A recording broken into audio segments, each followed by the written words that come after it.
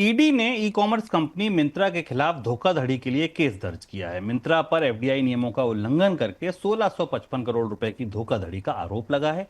Company multi brand retail के लिए wholesale trade route का गलत इस्तेमाल कर रही थी। सर, क्या फ्रॉड मिला है? कैसे इस फ्रॉड को समझा जाए? क्या गड़बड़ कर रही थी मिंत्रा? मिंत्रा एक नए मामले में फंसी है और ये जैसा शुरुआत में शुभम ने संकेत दिया था कि तो वालमार्ट की कंपनी है। भारत और अमेरिका के बीच व्यापारिक रिश्ते तनावपूर्ण हो रहे हैं। वालमार्ट अमेरिका के एजेंडे में ई कॉमर्स शामिल है, क्योंकि अमेरिका लगातार कह रहा है कि भारत के ई कॉमर्स बाजार को खोला जाना चाहिए, जहां अमेजॉन और वालमार्ट सबसे बड़ी कंपनियां हैं और इन्हें इनके लिए और ज़्यादा रास्ते बनाए जाने चाहिए। ये मामला जो जो बना है 1654 करोड़ रुपए का, इस मामले में वालमार्ट और मिंत्रा दोनों शामिल दिखती हैं।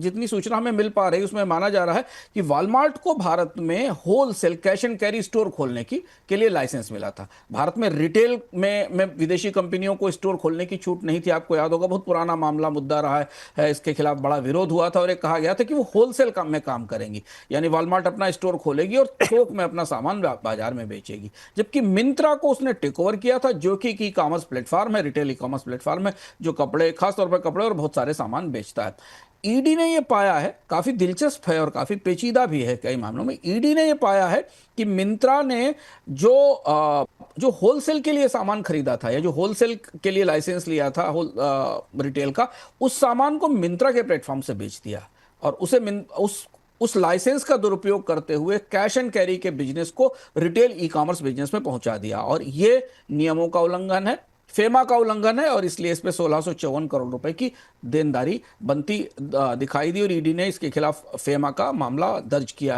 है इस रिकवरी के लिए। यह मामला थोड़ा दिलचस्प हो सकता है। आने वाले समय में जांच पड़ताल के बाद ये पता चलेगा और इससे वालमार्ट भी निशाने में आएगी, क्योंकि वालमार्ट की कंपनी है। भारत ने 5 साल बाद चीन के नागरिकों के लिए टूरिस्ट वीजा खोल दिया है। वीजा को खोलने को लेकर बीजिंग में भारतीय दूतावास ने बुधवार को घोषणा की है।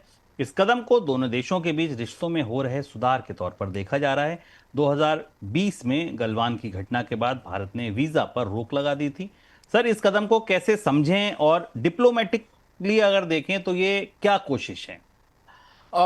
कई चर्चाएं हैं दिल्ली के कूटनीतिक सर्कल्स में। इसको 5 साल बाद अचानक भारत को चीन के नागरिकों को भारत में आने देने के लिए टूरिस्ट वीजा खोलने की जरूरत क्यों पड़ी, इसके तार जरा हम जोड़ते हैं। अभी 2 हफ्ते पहले भारत के विदेश मंत्री एस जयशंकर चीन की यात्रा पर गए थे, जहां उन्होंने भारत और चीन के रिश्तों को दोबारा गर्मजोशी में लाने की कोशिश की थी। और से थोड़ा पीछे जाएं तो पाकिस्तान के साथ संघर्ष में चीन ने खुलकर पाकिस्तान का समर्थन किया था, अंतर्राष्ट्रीय मंचों पर समर्थन किया था, हथियार दिए थे, कर्ज दिया था।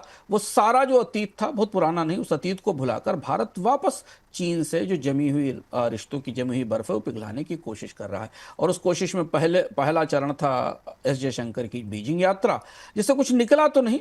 चुनौती अभी बनी हुई है, रेयर अर्थ की सप्लाई नहीं आई, केमिकल्स की सप्लाई नहीं आई। दूसरी कोशिश ये है कि नागरिकों के लिए वीज़ा बहाल किए जाएं।